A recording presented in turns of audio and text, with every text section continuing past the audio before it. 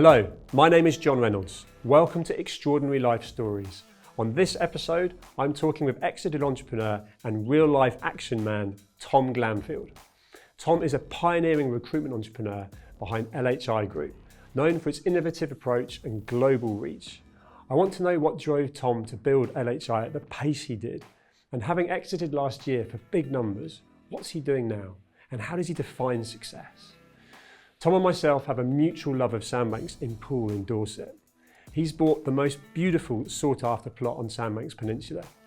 So I'm keen to know more about his plans there. I'm really looking forward to speaking with Tom. Let's get into it. Tom, thank you for joining me. Thank you. Tell me, who is Tom Glanfield? I guess it's something you don't know about me, but I thought I'd tell you straight away and say I'm Batman. I knew that. I'm joking. I don't know how to had me answer that. I'm a loving father. I'm an eternal optimist and a fun lover, seeker. Yeah. That's, I think. And that's why we get on so well. Yeah. Because that's basically been our relationship from the minute we met. Take me back to a young Tom. Yeah. Who and what kind of influenced your kind of career decision making? Well, I've always been someone who's been influenced and maybe competitive as well against people around me, and I've loved life. My parents came from a private school background, but I went to a state school. So my parents actually had very little money. My dad was a social worker, mum was a health visitor, so very, very modest incomes. But I think a lot of our friends and their friends had gone to private schools, had yachts and boats, went on ski holidays and things like that, and we always struggled to get, we could get access to them. But I think I always wanted that life, so I kind of strived for that. But I grew up in a small town in Exmouth, by the sea, just doing sports and everything like that. There was no one that inspirational, I guess. I mean, sports-wise, yes, there's a lot of Olympians around and things like that. But I guess job-wise, career-wise, maybe not so much. Oddly, I mean, it's going to sound odd to say, as I got older, one of my biggest inspirations was actually David Beckham. I was really into football. I was very inspired by him and his work ethic. He was the kind of guy that I think educationally was perhaps didn't have the best education. I think emotionally was very intelligent, was first on the pitch, had a huge work ethic, was very successful, had courage against the odds, and it had that big turnaround from a big crash to then coming through and scoring that goal against Greece and qualifying for the World Cup. And just being so inspired by him and his level of success, and I kind of wanted that. So I was really ambitious, driven to get a career in London, make my own money, be in charge of my own destiny, make my family financially secure, and have all the opportunities in life that all my friends had growing up with. Being able to go abroad sailing, be able to ski holidays, be able to have the financial freedom to make choices. Yeah, which ultimately is being an entrepreneur. Yeah. Having that control of your own destiny and kind of making the money that you choose to rather than being paid. So at what point did you ever feel employable, or were you always looking to go that route of, I'm going to make this my own mission to? So I was always sort of coming up with ideas at university of businesses to run and things like this. I was always, I don't know, I had this entrepreneurial kind of spirit in me that I wanted to create something on my own. And I went to university and studied civil engineering. I didn't do very well educationally. I think I just didn't have much drive or knew why I was doing it. But it suddenly dawned on me in university that I actually do need to get an education now, and a good education, to get opportunities in life. So when you realised the purpose, if you like, behind it. Yeah, so I went from kind of second year completely flunking it. I probably am dyslexic. There's a dyslexia runs through the family. So I always struggled a bit at school. But third year, I shaved my head, completely focused, thought I've got to get the best degree now possible, so I can open up doors to myself. So I actually went into engineering for about 6 months, and then I turned into recruitment quite swiftly, and then quite swiftly opened my own business with a graduate loan. Yeah, tell me more about that. So I was 23, I opened my own business. So there was a little bit of employment, if you like, along the way that I guess was probably almost learning on the job before you then. So you were always eyes on starting. Yeah. And that entrepreneur side of things, did it intimidate you? Because there's a lot of people that would love to be an entrepreneur. They'd love all the things that you said. But were you just determined that was the way it was going to be? I do think I'm someone who does observe and know about the downside and the potential pitfalls. But I'm such an optimistic person. I'm very positive in everything I do, and I just kind of see only the solution, success, and how to get there. And that's all I'm focused on. And it's kind of like we can't. It's not even a question that we're going to fail. And I think it's that mentality that as an entrepreneur drives you to being an eternal optimist, not thinking too much about the pitfalls and what could stop you, because you can get so bogged down in that. And I think too many people do, and too many people spend too much planning and think about everything that could go wrong and how much money they need to save and planning and financially planning, that they don't ever just take what they would think is a big risk and go for it. You've just got to go for it. Yeah, and you're proof of this, right? I mean, that's so cool. And there's an expression, watering the weeds. Mm-hmm. I can be guilty of that, and I'm an entrepreneur, but you could be like, oh God, if this happens, or if that doesn't work, you just crush that. So you just kind of go, well, this is going to work, and this is how I'm going to do it. And to be an entrepreneur, you've got to be a leader as well. Yeah. So you started this business with, was it a £9,000? Yeah, so the first thing I realised is I've got no money. So my parents hadn't given me some trust fund when I left university.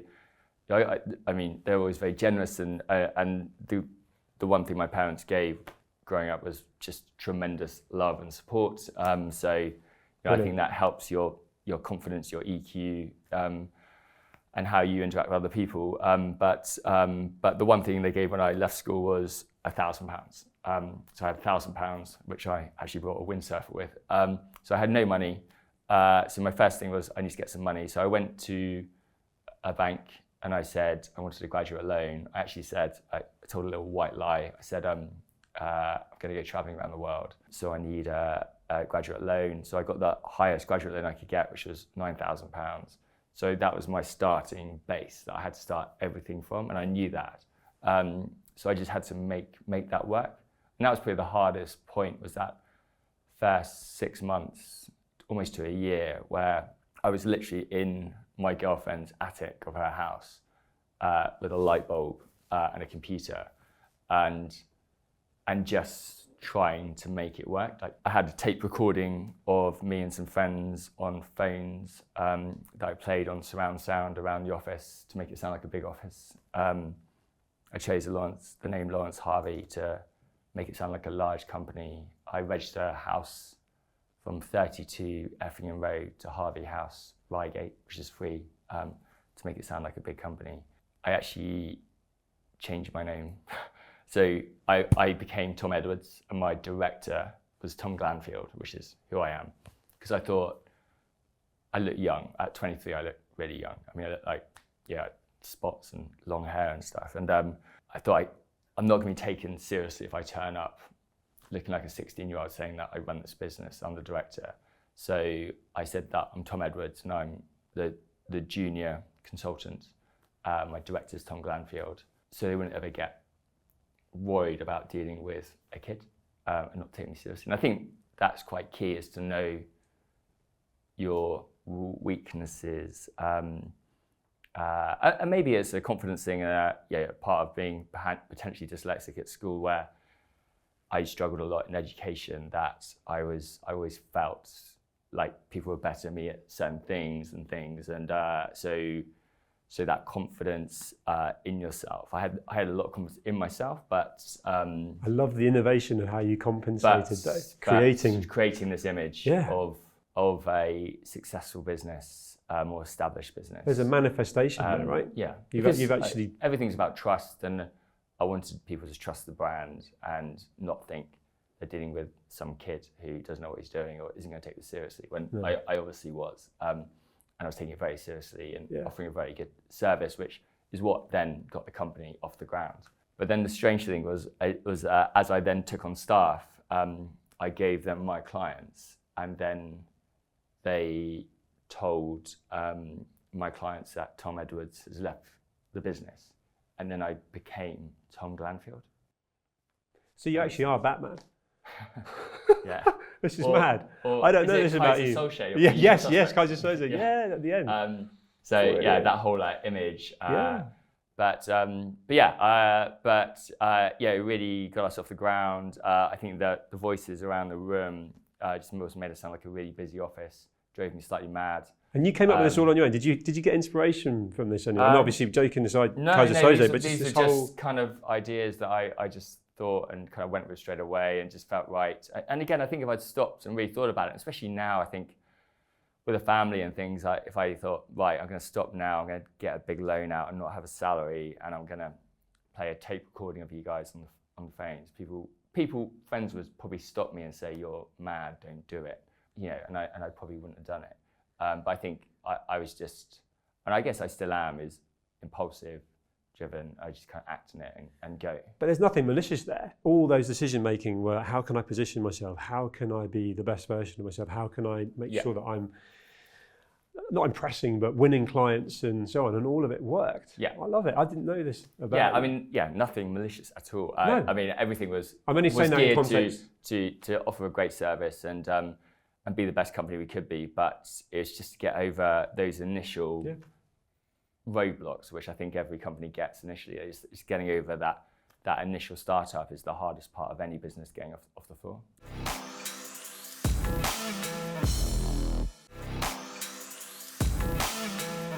We're both in our late 40s now. It does feel like more and more startups. Mid.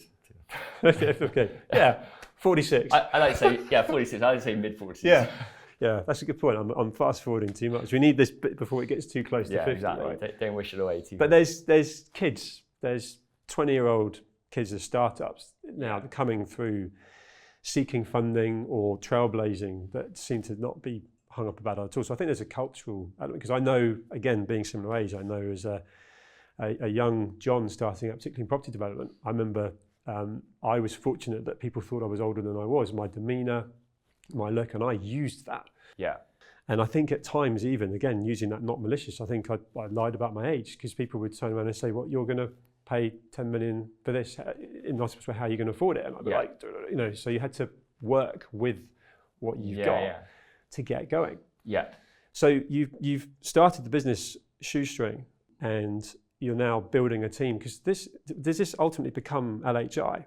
Yeah. Or does it morph into that? And tell me what that is. So basically, it was recruitment, headhunting, and so the next step was I moved from my girlfriend's attic to a shared office and took on my first members of staff there, and then that to again, money was always the issue. So it was actually a flat in a housing estate, which was a live-work unit, which enabled me to sleep in the office and take on staff. It was hard work, but it never felt like hard work.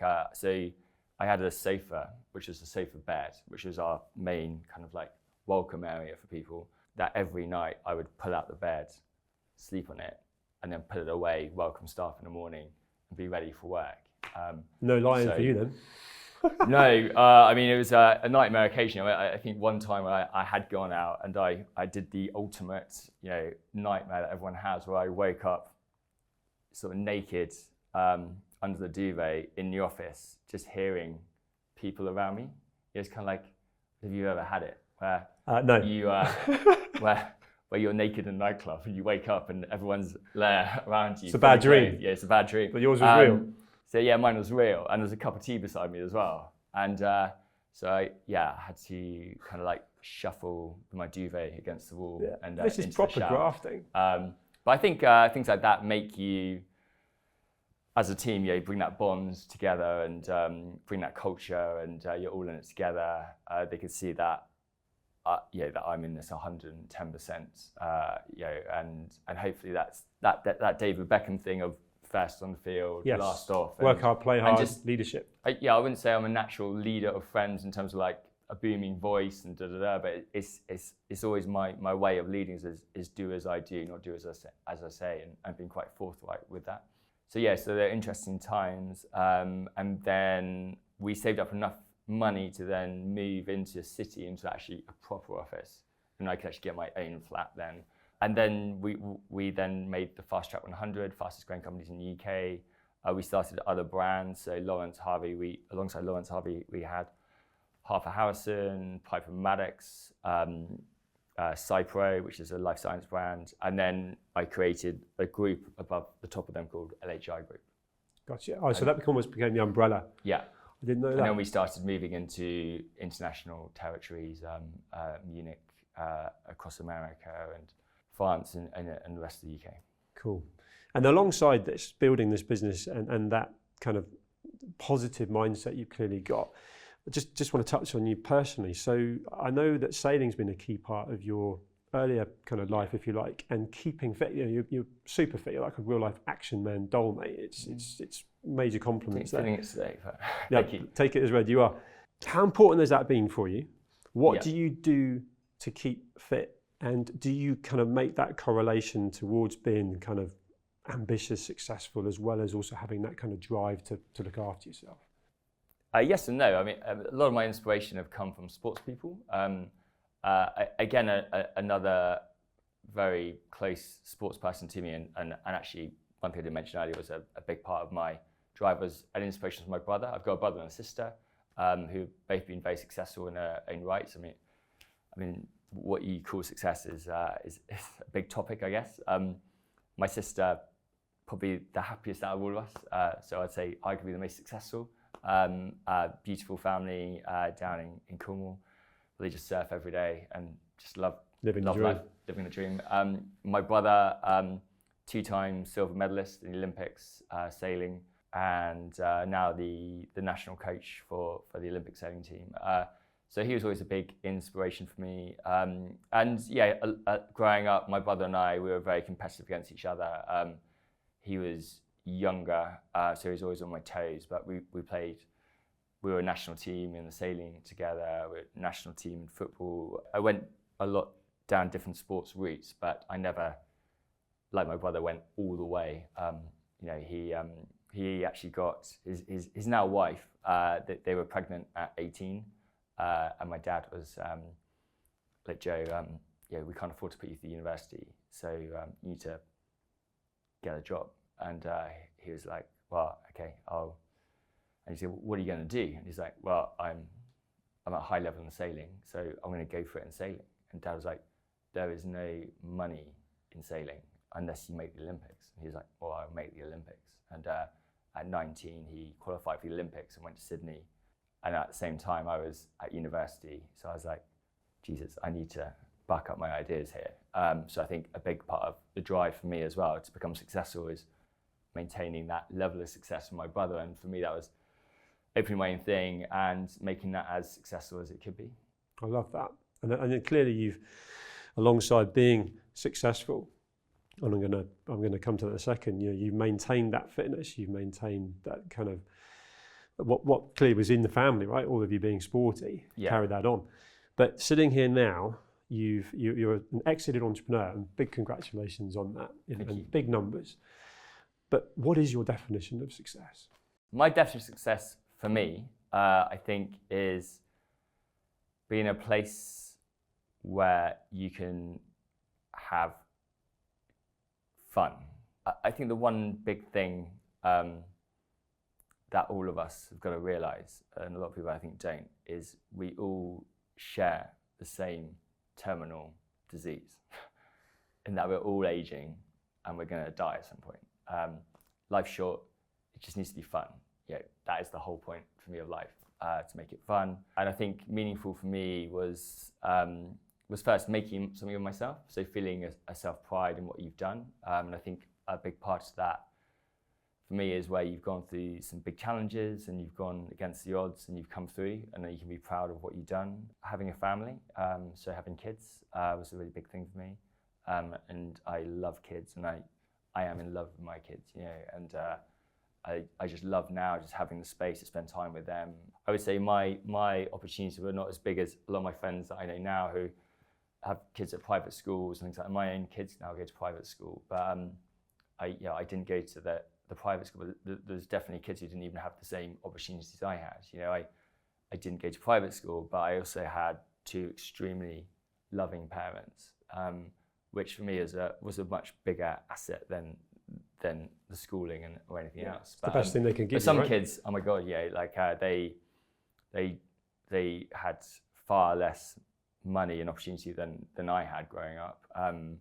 Not that I had abundance of that, but they also probably have parents who are maybe abusive and things like that. And I think that's it's just shocking. So helping families like that and helping families that don't have opportunities, that's also been I guess a passion for me as well. Yeah, actually, there's a philanthropy there. But in the time I've known you love to give back. There's a lot of that in conversations, and also you actually stimulate your interest in having a challenge. And often that's, I remember earlier this year you were in the Alps doing some kind of marathon on skis. Yeah. You did the marathon this year. Is there an element of you that being that competitive, ambitious, driven person, but also wanting to help, that loves the next challenge, but also wants to be able to then partner with a charity or know that that's helping other people? I love a challenge. I think everyone does, to give them a bit of purpose. You brought exercise up earlier, and staying healthy is key for me. So quite often I'll sign into a triathlon or an event in the future because it just gives me that focus to focus on it. And rather than just doing a workout. Rather than just going to the gym and aimlessly working on the guns, which I do need to do more work on. Get some guns like yours. But having challenges, just to keep, I guess some level of direction in terms of your fitness and some adversity to come up to get over. I love a challenge I love that feeling of getting through something, especially as a team. So Everest in the Alps, for example, was a ski touring expedition where we had to climb the height of Everest on skis. And I'd never done ski touring before. I kind of just rocked up to it without really researching it that much. But it sounded awesome, sounded fun. I've never done it before. I did it with two mates and for a charity that I really believed in. It's a charity called Julia's House, which is a local children's hospice. And just even thinking about that always gets me a bit because it's kids who effectively have been told the very nature of them being there is that they will pass before they're 18. So it always gets me because just thinking that I love life, and when I say we're all on the same journey, that their journey is going to end before they get to experience the kind of stuff that we've experienced, and they will never potentially fall in love or get married or have any of that. Live life. They're obviously going to live the life as well as possible in the time they've got, and that's the whole point of Julia's House. No, I get it. But not to get to where we are, and the people watching this probably. No, I get it. Is just a horrible thought. But it drives you as well. I can tell that from you being emotional then to already being driven and ambitious to headbutt the horizon with life. Yeah. What's next? What's the next challenge? Because I imagine that's a constant for you. We're sitting here now and you've just come back from Glasgow. It's not a challenge. Yeah. But it's an experience. It's like, I feel like there's a, in fact, moving on from there, you're jumping on a plane. It's a cool lifestyle. And it goes back to that. I tend to not look too far in the future. I'm a bit more here and now. And I always have a slight paranoia that every year I'm going to die. It's not a live for the day, but it's kind of live for the year. So the end of the year, I have booked another challenge. It's called the Rat Race. Again, I couldn't tell you that much. I didn't even research it that well. But you're signed up. But some friends told me about it, so it sounds wicked, put me down. But it's a race across the Arctic, again, as a team, the four of us. And it's a section, there's a sort of half marathon across the snow and ice. Then it's a ski tour, and then it's a bike. So it's kind of like three legs. Right up your street. It might be, but but hey, I'll do it. So I'll give it a go. I've never been to the Arctic before, and we'll aim to do that for a charity as well. Yeah, and I think just flipping back from that sort of side of your life that you can fulfill, and again, from a successful point of view, you're actually able to have choices with that.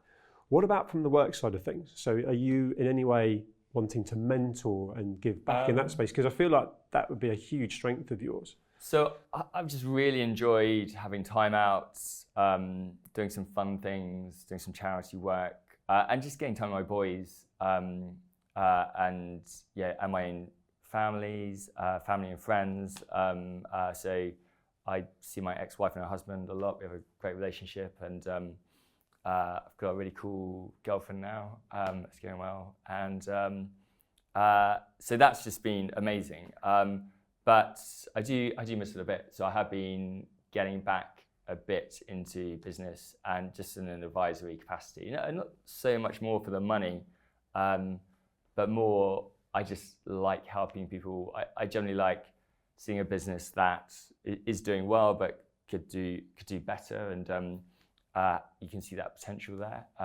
Keeps you relevant and current here as well, right? Yeah. If you remove yourself completely. So I think where I find a director or owner, who that sounds too cheesy, is a good human, who's got good values, and is fun. Fun to work with is really important for me. As I say, I just think life just needs to be fun, or what's the point of it?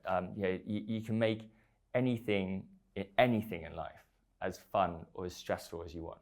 And I see so many people make things so goddamn stressful when it could be so goddamn fun. Yeah. And it sometimes is about realizing that, hey, we're going to die soon. Yeah, stop stressing. Just relax. Let it go. So working with fun, driven individuals where you can have an impact, and you can hopefully influence and help accelerate some of the growth that they're going to have. I don't think many people have gone from sort of graduate loan to when it went to selling, it was 450 staff, 8 offices globally. Is one of the most fulfilling moments for me is not selling, but it's the way we did it was I basically sold it to my staff. So my staff basically inherited the company in a kind of management buyout type scenario, but I'm still involved. I still sit on the board, so I'm still a part of it. But to see graduates I took on who came from a building site or came straight from university to now being MD of America or chief sales officer or head of people, chief of people, the CEO who's come through the ranks and been promoted to that position, is almost like what would have a bunch of kids watching them graduate and then getting a inheritance at the same time. I gave 50% of the business to the staff as a payout when we got paid out. So just loads of messages from all the staff saying, you've changed my life and things like that, and that was like really touching. Do you know what I love about that is so much of business is about money, and yet so much of what you're talking about, you haven't even mentioned numbers, right? And we don't need to, because it's the fulfillment. I can tell the satisfaction that you have from knowing those guys, and hopefully they're all watching now, right? Can see the authenticity of someone that's driven, ambitious, motivated, loves the shiny things in life, right? As well as the experiences, but it's not about that. It's like it was about doing the right thing. I was as happy buying and saving up for my first pair of camel boots when I was 16 and I'm working in Kentucky Fried Chicken as a chef than I was to now saving up and buying a plot on Sandbanks. There's kind of no difference. I can see that. And at the same time, there's no difference in the stress when you're trying to maintain the numbers and it's the same feeling. Yeah. You're awesome. I could talk. I mean, we know each other personally, right? And I've learned so much more about you. We've shared many a hot tub together. And a cold plunge. That's a whole nother conversation. Exactly. Yeah, you are. Yeah, and I'm not going to get signed up to any of your crazy challenges now. I'm hearing what you're doing in the Arctic. More than you, I think, getting the cold bit. It is cold. Yeah. And your plot in Sandbanks is phenomenal. It's the best plot. We've got a mutual love of Sandbanks and being by, in, or on the water. Yeah. So I can't wait to see what you create and what you've already got there in terms of experiences and having fun, which I feel honoured to be part of that. We've had some amazing sunsets and the kids running around, and here's to many more. I'm very glad you're a neighbour. And the neighbourhood there is fantastic. It's just such a cool, welcoming group. In fact, I'm flying out to see them after this. And it's just, as I say, life's about relationships, having fun and having something to drive for and be successful in doing it. Yeah, mate, well summed up. And look, can't wait to have lots more fun with you, and thank you for making time to talking with me Cool. today, Tom. Perfect. It's been a pleasure. Cheers, mate. Cheers, mate.